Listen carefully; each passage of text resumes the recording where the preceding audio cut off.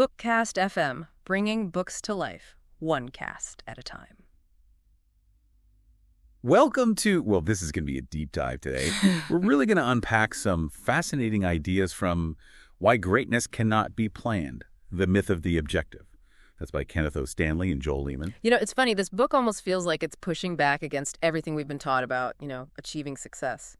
Like that whole idea that to get somewhere big, you need that crystal clear goal, that roadmap. Right. I mean, how many times have we heard, set your objectives, break them down, execute flawlessly? It's like the mantra, right? Yeah. But Stanley and Lehman, they're like, wait a minute. What if that hyper-focus is actually the thing stopping you from those truly groundbreaking achievements? What's so cool is their argument, it's not just like some philosophical musing. It's deeply rooted in their work with AI, particularly with this idea of novelty search. Absolutely. That's the core here, and we'll get into it. But it's basically this pursuing novelty, like just trying to create something new and different, even without a specific end goal, that often leads to way more impactful, unexpected outcomes than being glued to a preset goal. It's this whole novelty search algorithm that really drives their point home. Yeah, and that's what we're here to do today, right? Help you, the listener, really grasp these counterintuitive ideas. Why these authors believe greatness often doesn't come from meticulous planning, but kind of pops up as a surprise. Exactly. So we'll break down their arguments chapter by chapter. We'll dive into novelty search, explore this idea of stepping stones, and really unpack the power of serendipity. We'll also look at those potential pitfalls of fixating on objectives and think about what all this means for you, the listener. And hey, if this conversation really sparks something for you, which we hope it does, you can support the authors by picking up Why Greatness Cannot Be Planned. Links in the description. All right, let's jump in. Chapter 1, The Myth of the Objective. So, Chapter 1, it's all about showing us just how ingrained this obsession with setting objectives really is. Think about it. School, future career paths, businesses, quarterly targets, even science, research proposals judged by their clear outcomes. The book is full of these really striking examples. It's true. It's almost like we're conditioned to think that without a clear objective, we're just, drifting. But Stanley and Lehman, they argue that, and it's a really compelling point, that in certain areas, especially complex creative ones, or where we don't even fully get the landscape objective, they can actually become these limiting factors. Yeah, they can narrow our focus so much that we miss those discoveries that might be way more valuable than what we initially set out for. That optimal path, they say, it's often totally unknown at the start. Makes you wonder, right? Like, are we missing out on something bigger by chasing those predefined goals? It really does. And then there's the critique of how much we rely on metrics, like KPIs, test scores, all those numbers. We think they're proof of progress, but the book cautions that this can lead to super narrow thinking, overlooking opportunities that don't fit neatly into those boxes. Right. And you see this in academia. All that pressure to produce measurable, publishable results. Does that accidentally shut down truly novel ideas? The kind of research that doesn't fit current funding models? It's almost like we're rewarding incremental progress instead of exploring the unknown. It's a good point. And they use this great image. They say goals can be like cognitive blinders.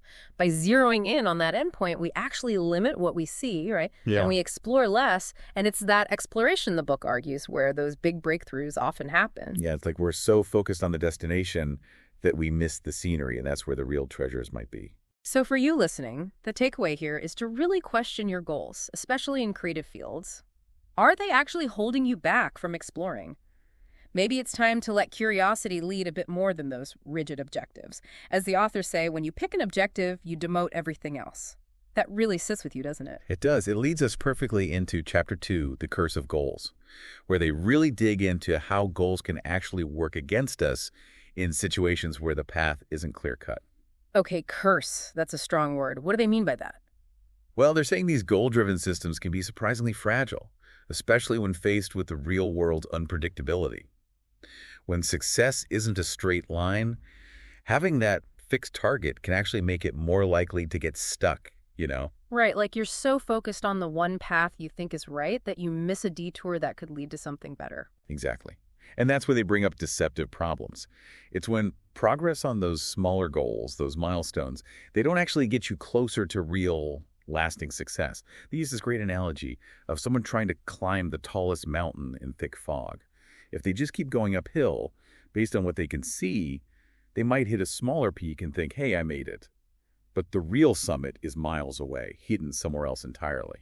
Oh, I see. So they might be celebrating a small victory, but they're nowhere near the real goal. It reminds me of those businesses that are hitting all their quarterly targets, checking boxes, but they're failing to innovate or adapt to the bigger changes happening around them. Yeah, they're climbing those little hills, but they've completely missed the mountain. And it's not just that. The book also digs into the unintended consequences of this goal chasing. It can create these perverse incentives where people start gaming the system. Finding ways to exploit the rules, which actually leads to worse outcomes overall, like that whole teaching to the test thing in education. Right, where it becomes about passing the test, not actually learning. So what can we do about it? Well, the takeaway here is to be wary of those easily measurable goals, especially in complex fields. They might not be showing the whole picture. Instead, maybe reframe how you think about success. Focus more on discovery and exploration, not just hitting that endpoint. It's about the journey, not just the destination. I like that. It's like they say, not all objectives are harmful, but in deceptive spaces, they can lead us astray. So important to understand the challenges you're facing before you get too focused on a specific solution. Absolutely. Which brings us to Chapter 3, Stepping Stones, where the book starts to give us a different way to think about achieving big things. Okay, let's hear about these stepping stones. So they argue that those really big discoveries, those innovations, they rarely happen in a straight line towards an objective. They happen by exploring these interesting, often unexpected paths, taking one stepping stone at a time. Interesting. So it's not about having a perfect plan from the start, but being open to new possibilities as you go. Exactly. And here's the thing. These stepping stones, they might not look important at first. They even use the invention of the laser as an example. It was literally called a solution in search of a problem. Mm-hmm. Nobody knew just how impactful it would become. Medicine, telecommunications, scanning groceries. It's crazy. Wow, that's a great example. It's like you can't always see the potential of something new right away. Right. And that's a key difference between stepping stones and objectives. Objectives, they have a clear purpose.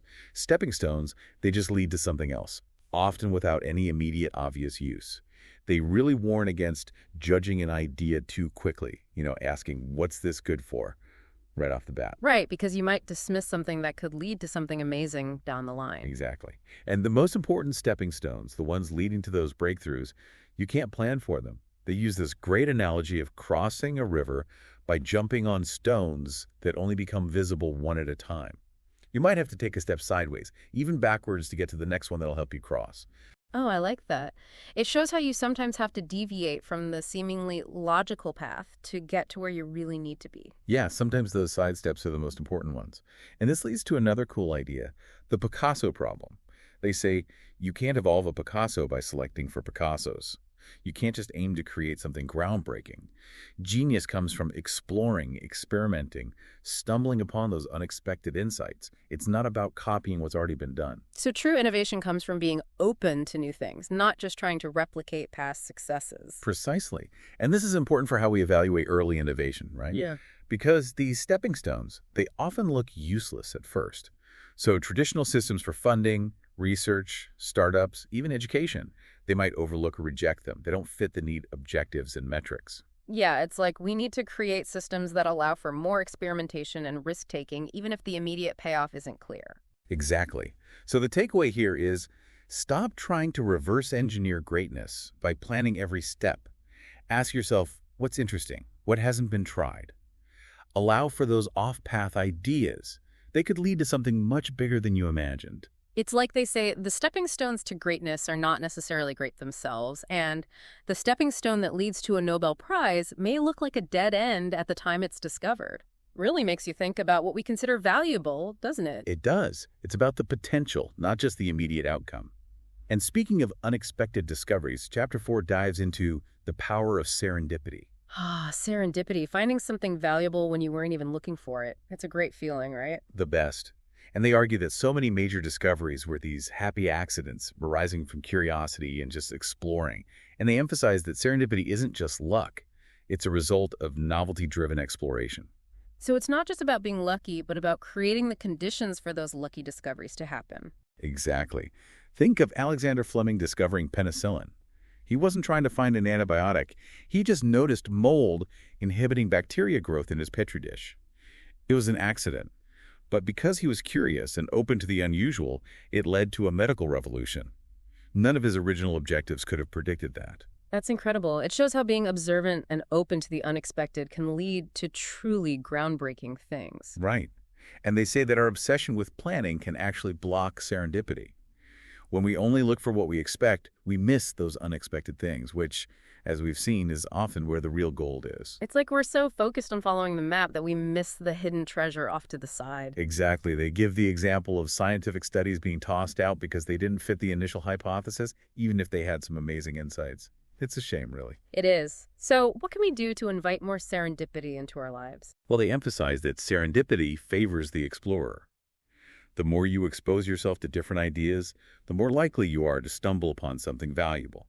If you're chasing what interests you, even if it doesn't seem tied to some big goal, you're more likely to find something amazing than if you're stuck on a rigid plan.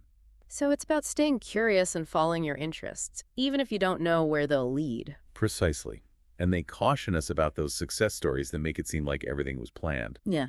The reality is usually much messier, full of those unexpected turns and lucky encounters that shape the outcome. It's about embracing the messiness and being open to those detours along the way. Exactly. So to invite serendipity, cultivate that explorer mindset, expose yourself to diverse experiences, follow your curiosity, and don't shy away from those pointless ideas. They might just hold the key to something big.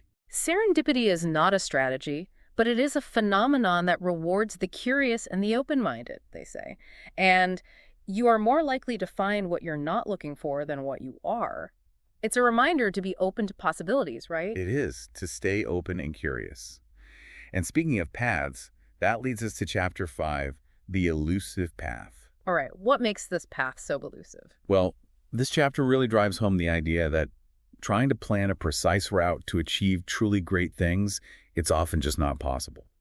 The path to real innovation, big success, artistic genius, it's just too complex, too unpredictable to map out in advance. So you're saying those step-by-step plans we often rely on, they might not be the best way to get to those really big achievements. Right. They provide comfort and control, but in creative open-ended fields, it can be an illusion. Imagine trying to plan every step to become the next Einstein or Steve Jobs or Picasso. Those journeys weren't planned. They were discovered through exploration in a pursuit of novelty. It's like trying to plan every brushstroke before you even pick up a paintbrush. Sometimes the magic happens in the process. Exactly. And here's the danger of that objective-driven mindset. It can lead us down false trails. These are paths that look good initially. You see some progress, but they ultimately dead end because they're missing those crucial, unpredictable stepping stones we talked about. So it's like you're on a trail that seems to be heading towards your destination, but it suddenly ends at a cliff, and you have to backtrack and find a new route. Exactly. And they bring up those examples from evolutionary computation and machine learning again, showing how complex solutions often come from bottom-up exploration, not top-down planning. Like bird flight, it didn't evolve by some plan to achieve flight. It happened over millions of years through seemingly unrelated adaptations that eventually, by chance, led to the ability to fly. That's fascinating. It's like nature itself doesn't always follow a straight path to innovation. Right. It's messy and unpredictable. And this chapter also pushes back against formulaic thinking. The idea that we can just copy what others have done and expect the same results. In dynamic systems, the context, the timing, the randomness that led to those successes, you can't replicate that. Like startups trying to copy Silicon Valley's playbook often fall short because the conditions that created those first successes, they're gone. So we can learn from others' successes, but we can't just blindly copy them. We need to adapt and find our own unique paths. Exactly. So let go of the idea of finding the right path. Embrace the idea that the path hasn't been created yet. It needs to be discovered through curiosity, experimentation, and being open to surprises. Don't feel pressured to always know where you're going. Trust that the journey will reveal the way. If the path to success is elusive, then searching for it is not the best strategy, they say. And the fact that greatness is hard to replicate implies that it is not the result of a path, but a product of discovery. It's freeing, right, to not have to have all the answers from the start. Totally freeing. And building on that idea of elusive paths, Chapter 6 gets pretty bold. It's called The Case Against Objectives. Oh, wow, the case against objectives. They're really taking a stand here. They are. They're arguing that in complex domains, objectives aren't just unhelpful, they can be straight up misleading. We need to rethink our reliance on objective-driven thinking and prioritize open-endedness, novelty, and discovery. So they're not saying objectives are always bad, but that we need to be careful about when and how we use them. Exactly. They revisit that point about objectives working in simple, well-defined situations, like manufacturing or tasks with clear parameters. But in unpredictable creative fields, where the goal itself might be fuzzy, clinging to rigid objectives can hold you back. Yeah. You can't set an objective to discover a groundbreaking scientific principle or write an influential novel. But those achievements come from exploring, experimenting, not ticking off a checklist. Right, because those big achievements often emerge from a much more organic process, and setting rigid objectives might actually stifle that process. And they outline specific areas where objectives tend to fail: deceptive problems, creative work, complex systems, education. In these areas, chasing goals can actually lead to mediocrity, burnout, and a lack of real innovation. So if we're in those fields, maybe we need to loosen our grip on those rigid objectives and allow for more exploration and creativity. They'd say yes. And one of the most insightful parts is their critique of the trap of performance metrics. When we're obsessed with measuring everything against a target, we end up optimizing for the metric itself, not the underlying mission. People start gaming the system to make the numbers look good, and intrinsic motivation goes down because the focus shifts to external rewards, not the joy of the work itself. Like scientists choosing research topics that are more likely to get published rather than pursuing riskier but potentially groundbreaking work. It's like we're so focused on the scorecard that we forget why we're playing the game in the first place. Exactly. And they point out how our systems often punish exploration unintentionally. Funding agencies might hesitate to back research without clear, measurable outcomes. Corporations prioritize short-term gains over long-term, disruptive innovation. Standardized testing narrows the focus of learning, stifling curiosity. Whoa. And we miss those stepping stones because they don't fit our predefined boxes. It's like we're creating systems that discourage the very things that lead to innovation. Right. So they suggest open-endedness as the alternative. Instead of rigidly defining success, we should design systems that reward exploration, curiosity, and those unexpected discoveries. It's about creating environments where it's okay to venture off the beaten path, to try new things without needing to hit a specific target. So it's about fostering a culture of exploration and experimentation where people feel safe to try new things and even fail, knowing that those failures can lead to valuable insights. Exactly. The takeaway is to challenge yourself when facing complex challenges. Resist defining success in narrow, measurable terms. Focus on novelty, curiosity, and being open to those unexpected discoveries. Ask yourself, am I solving a well-defined problem, or am I exploring a new space where the outcomes are unknown? If it's the latter, loosen your grip on those rigid objectives.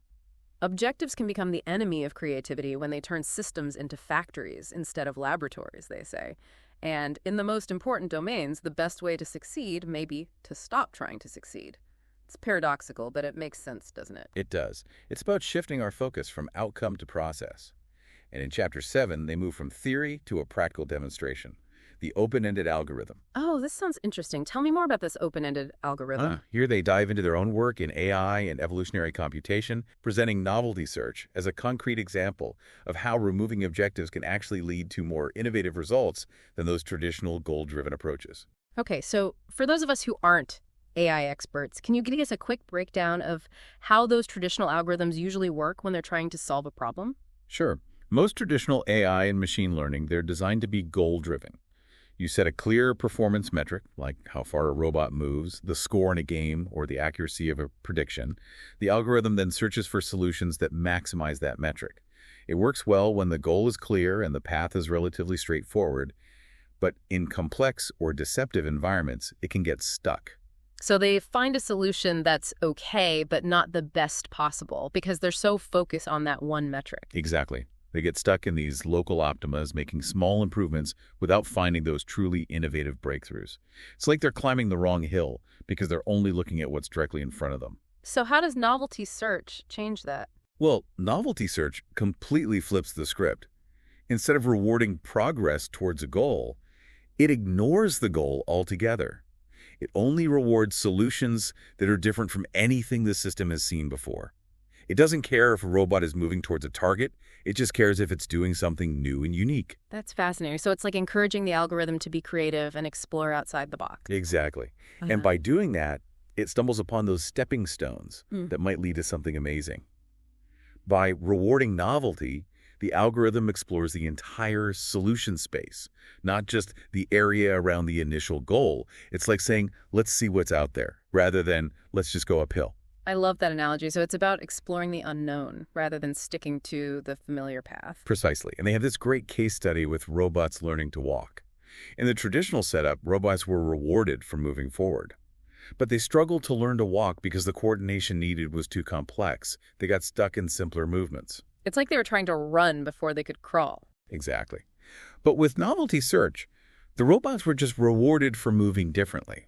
And guess what? They spontaneously learned to walk, not because they were told to, but because walking was a novel and effective solution that emerged from pure exploration. That's incredible. Just by rewarding novelty, they unlocked a complex behavior. It's amazing how much potential there is in simply exploring and trying new things. And they connect this to human systems, too. They compare traditional education and career planning, with their emphasis on objectives and set paths, to traditional AI. Then they equate intrinsic motivation and exploration to novelty search.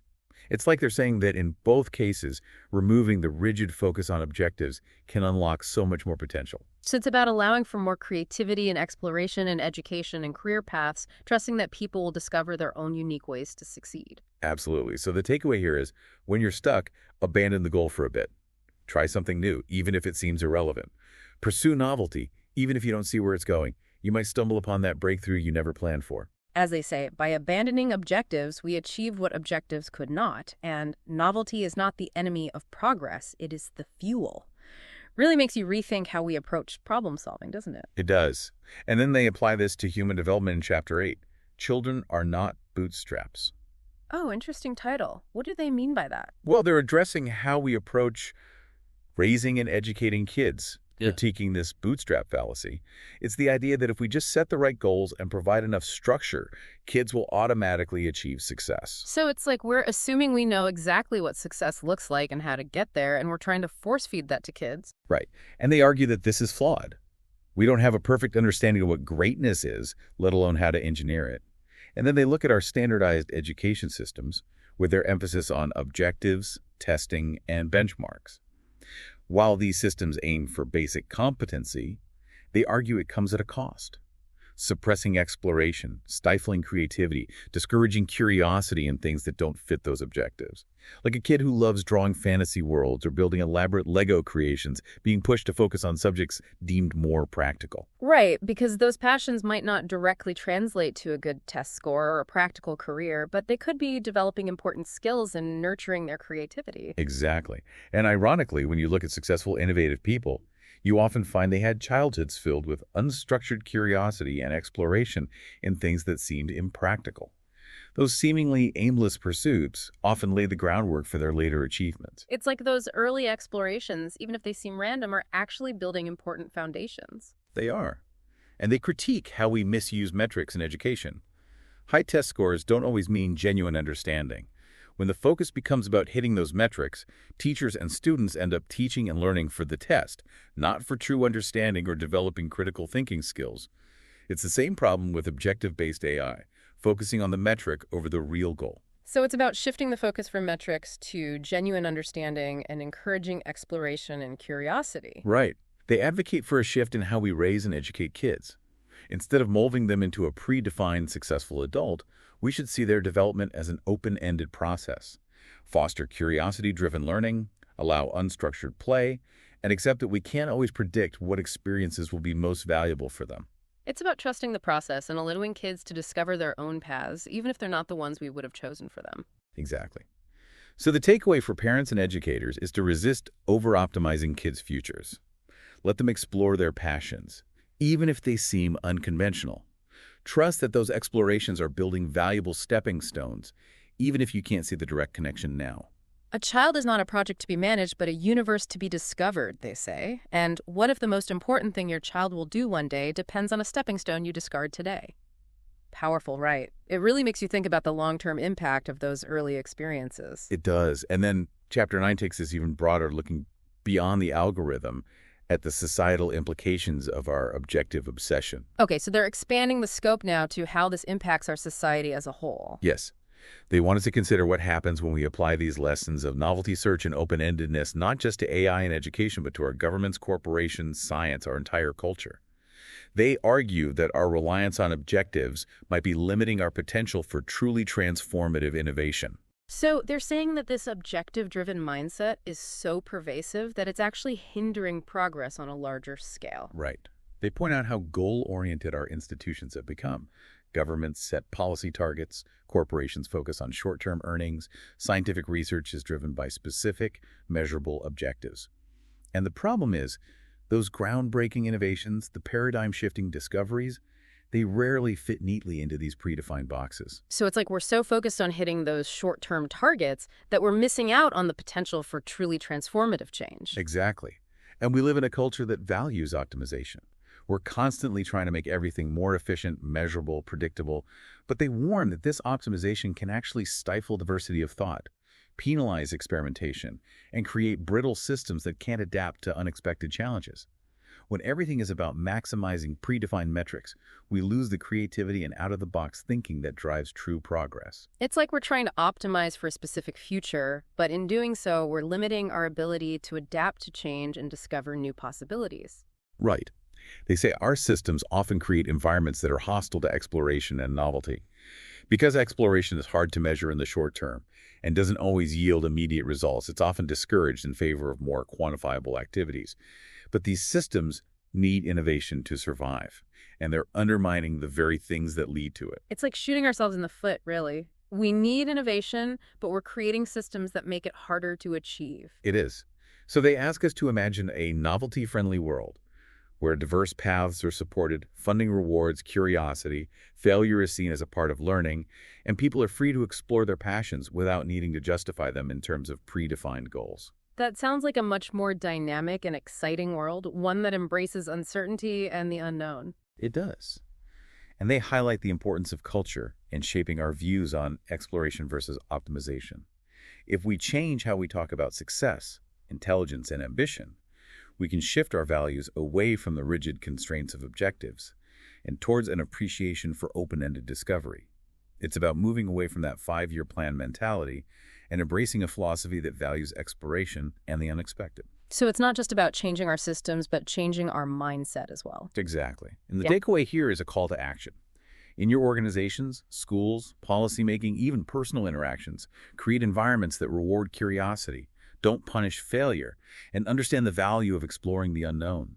Question whether your systems are designed for optimization or exploration, and shift your thinking from what's the goal to what's interesting. A culture that demands a justification for every action will miss what it never knew to ask for, they say, and society may thrive not by achieving its goals, but by encouraging its people to explore freely. What an inspiring vision for a different way of operating. It is. And finally, we arrive at Chapter 10, A New Way of Thinking, which serves as both a summary and a guide for living in this open-ended world. Okay, so this is where they bring it all together and give us some practical advice for navigating this new way of thinking. Yes. They encourage us to challenge those assumptions we've held for so long, that we always need a goal, that value is tied to predefined outcomes, and that the most direct path is always the best.